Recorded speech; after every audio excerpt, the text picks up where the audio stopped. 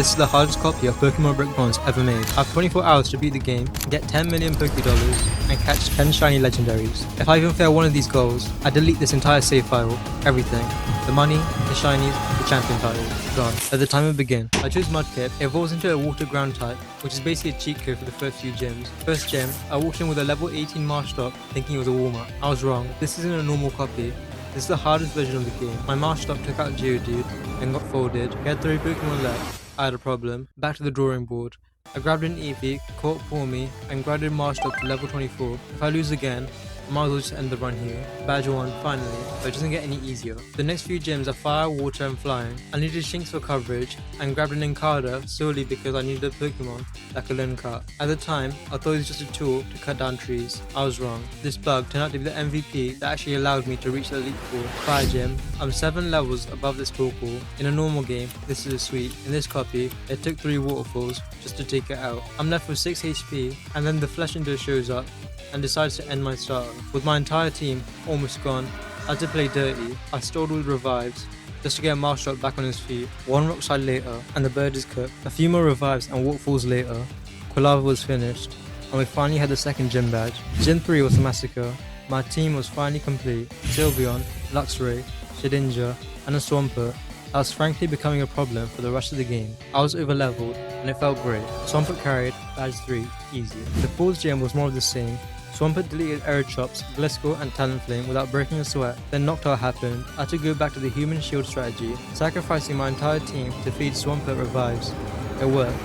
Badge 4 down. I walked into the 5th gym with a level 71 Swampert. At this point, I should be invincible. I wasn't. Swampert went down. I'm left with a Ditto and a Luxray against a Mamoswine and a Mega Garchomp. I did the most logical thing. I rage quit. Attempt 2 started even worse. My team was getting shredded. Swampert was gone. Everyone was gone. Almost everyone. I was down to Shedinja and Sylveon. I used them as a wall to revive Swampert and Ditto. I Dynamaxed Swampert. Max Geyser cleared the field. It came down to a 1v1 against Mamoswine. I don't know how he actually survived. Actually I do. Revives and Dynamax. Gym 6 is grass type. My Swampert is water ground. In a normal Pokemon game, there's a 4 times weakness and a death sentence. But Swampert is now level 91. He doesn't see type disadvantages. He just sees victims. We cleared it first try. Next. Gym 7, dark type. And this is where the game's internal logic officially gave up. I led with Ditto and Swampert. My Ditto transformed to Samurott and used Cut. Now for some reason, in this version of the game, Cut is a steel type move. And even though we're in a dark gym, that move fainted in Meowscarada, who the game decided was a fairy type today. Don't ask me. Formal traded with Drapion. Swampert crushed Tyranitar, but then Mega Absol Z showed up and started a total team wipe. I did what I do best. I revived my entire team, while the opponent watched in horror, and a combination of Ice and Thunder Punch later, and the 7th gym badge was ours. The 8th gym was a reality check. Even at level 91, Swampert got wiped instantly. I didn't have time to train, so I bought my way out. I spent a few 100,000 on revives and rare candies. It looks like I'm throwing the run, but it's an investment. I need this badge to unlock the Elite Four money grind later, to hit the 10 million Poké-Dollar cap. I have to spend money to progress now. Attempt 2 was worse. Swampert, Ditto, Pawmi, and Shedinja were all knocked out the first few turns. I was down to Sylveon and Luxray. I used them as shields. I cycled revives until Swampert was healthy enough to Dynamax. 1 Earthquake took out Gengar and then Mimikyu. The 8th gym badge is done. Now time to hunt the shiny legendaries. Next, the orbs. I need the red orb for Groudon. I rematched the fire gym leader and lost the first round. Swampert took out Torkoal and Incineroar, but his Volcarona swept me. Second try, I used Ditto to transform to Volcarona to take it out. Then I transformed Ditto into Typhlosion, specifically to use Earth Power. Finally, I transformed Ditto into Charizard to finish the fight. Red orb secured. I won the blue orb by rematching the 3rd gym leader and winning. No time to show the fight. The clock is at 9 hours. We have the orbs, but we still have 0 shiny legendaries. The orbs were in, and the hunt was active. I headed to the volcano for Groudon. 1 hour of resets later, the first one sparkled, shiny Groudon. No time to celebrate. I headed to Route 12 for a Koraidon. Another hour of resets, another win, shiny Koraidon secured. At this point, I was averaging 1 shiny legendary per hour. I hit the Antean sewers for Yveltal, and it took only 30 minutes to find the shiny. But this is where 20 hours of no sleep started to kick in. It was pitch black, I got lost. I spent 10 minutes of the 24-hour challenge running in circles before I realized I could just fly. I flew to the big white tree for Xerneas. This was the most important hunt of the run. Xerneas isn't a trophy, it's the engine for the money-making strategy later. 30 minutes later, I found it. Next, the Team Eclipse base for Mewtwo. I wanted the Mega Evolution as a high-level backup for the Elite Four. 50 minutes of resets, shiny Mewtwo. Final legendary for this phase I used a blue orb to summon Kyogre. 1 hour later, it sparkled. That's 6 shiny legendaries in the bank. But the clock is at the 13-hour mark. I had the team, but I was still $9 million short of the goal. I found a loot. Against a fighting Elite 4 member, I set up 3 Geonancies. Xerneas became a machine. Nothing in the game can stop it. The fight lasts 200 seconds, 300k per win. I'd lose the next fight on purpose, fly back and repeat it. I did this for 3 hours. If I could make $10 million in 3 hours of real life, I'd be retired. Since I can't, help me out by subscribing. So the 3-hour loophole was actually worth it. 3 hours of the same fight. By the time I hit the cap, I was the richest player in Roria. When you're the richest player in the game, you stop grinding. I spent $2 million on EV training items to max out my team's stats. I took care of the Ice and Fairy members easily. At this point, I thought I was untouchable, but being the richest player doesn't make you the smartest. I ran out of healing items and PP restores before the Steel type member. I walked into the Elite 4 fight with a damaged team and 0 potions. I got humbled. I had $8 million in my pocket and I just lost because I forgot to buy potions. I spent a few $100,000 on healing and went back in with a full bag. The Elite 4 were dealt with. Now it's time for the champion. Champion time. Xerneas set up Geonancy and the champion's team evaporated.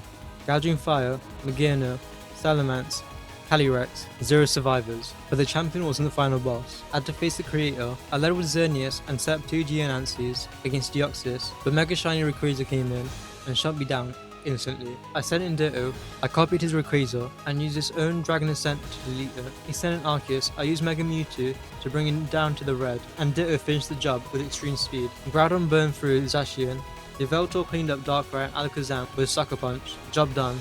I was champion, but we still needed 4 shiny legendaries. I can barely distinguish the pixels anymore. I found a shiny Dialga in an hour, and my footage corrupted. Honestly, since I don't have the clip, I should probably just release it. Relax, I'm joking. I'm exhausted, not insane. I moved on to Palkia, and the game decided to break me. Every soft reset put me in a red void prison. That took 2 to 5 minutes to clear. Staring at a red void for 5 minutes at a time while sleep deprived is psychological torture. It was a mess. 2 hours had passed. I've only done a handful of resets. My math was failing.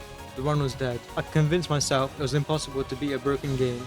I called it a day and went to sleep. But I'm not going down without a fight. I didn't waste 16 hours of my life to be defeated by a glitch. I woke up with my heart pounding. I rejoined the server and suddenly the red void was gone. The game was fixed. I checked the clock. I had 80 minutes to find 3 shiny legendaries. The glitch was gone, but the clock was my new enemy. And in 45 minutes, there it was, shiny Palkia, the one I waited so long for, and I caught it. But I was running out of time, so I sprinted to the Distortion World for Giratina. No resets, no void. First try, shiny Giratina. At this point, the luck was finally balancing itself out. 30 minutes left. I headed to the Pokeball shop and bought a Master Ball. If I find a shiny Arceus, I'm not wasting a single second trying to catch it. I had 9 out of 10 shinies. All I needed was the best Pokemon ever to sparkle. After the first try Giratina, I thought I had the momentum to finish this in minutes. 15 minutes gone. Miracle luck was officially dead. The cave was silent. Every time the screen flashed white, I just saw a normal Arceus. A part of me gave up. I was doing the math in my head. If I didn't find it in the next 10 minutes, 24 hours of my life would be deleted. 5 minutes left. This is where the panic actually sets in. My brain was telling me to stop, that it wasn't going to happen. I was thinking about the delete button. I thought about the 10 million Pokédollars I spent hours grinding for. I thought about the shiny legendaries I fought through a broken game to catch. I thought about all the Pokemon I had in this run. And I thought about Swampert. He's been with me since the very first minutes in Mitter's Town. If the clock hits 0, he's gone. They're all gone. 24 hours of work, 10 million Pokédollars, and every single partner I built a bond with, erased from existence because I was a few seconds too slow. Final minute, 60 seconds of my life left on the save file. My hands were actually shaking. 10 seconds left, one last reset. 24 hours.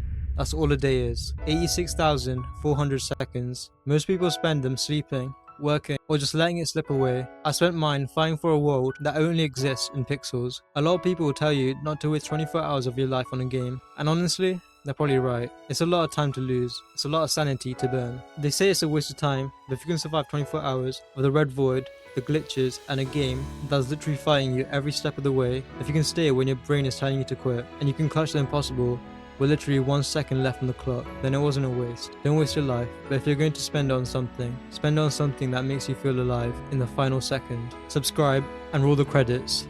I'm going to bed.